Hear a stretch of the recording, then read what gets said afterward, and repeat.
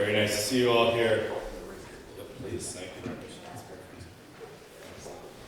So if you were here the last couple of weeks, you heard Dean Sandberg speak perhaps about his journey to finding his way here to St. John's.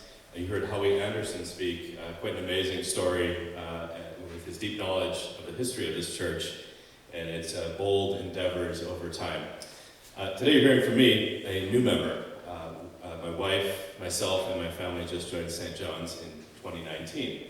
So I'd like to tell you a few words about what brought us to St. John and hopefully give you some thought as to what you can give this year as well.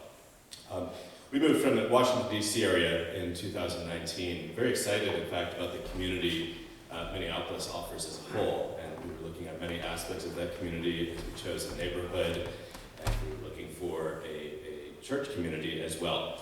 We visited several churches in the first months here, late 2019. Now you can see in perspective where this falls into things, but luckily we got a head start on that. It was late 2019, and many churches were welcoming, open to seeing us and allowing us indoors at the time.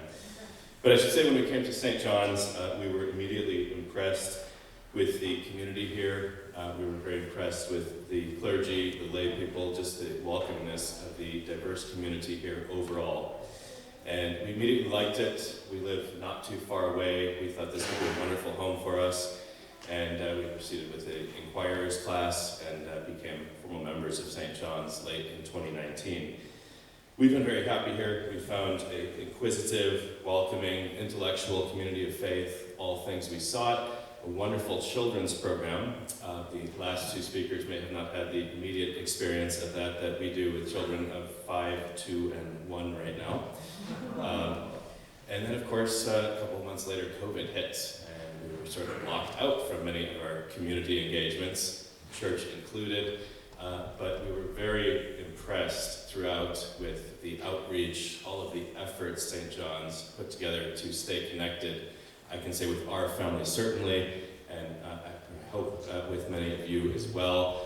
I would say we got better acquainted with many people at St. John's through COVID, and that was a real gift for my family and I.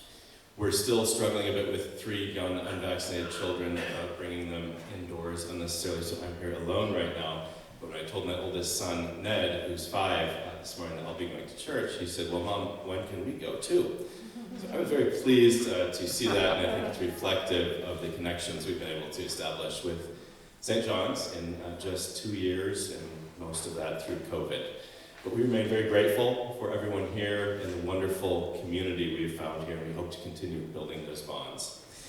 So you have all heard from various people about the stewardship campaign. I believe everyone's received a letter in the past weeks featuring our theme this year of Becoming Christ's New Creation.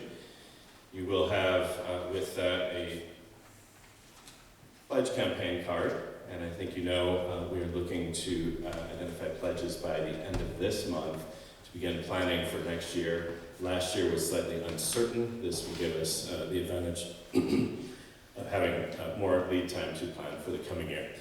So with that, I'm very thankful to St. John's for the community you've given us so far, even through COVID. We look forward to becoming closer with St. John's in the coming years, and I ask you to give what you're able, give generously. As Howie mentioned, if you've already completed your card and you feel there's more you can do, please revise that. And thank you for all this community has given us and all that you can do this year for this stewardship campaign.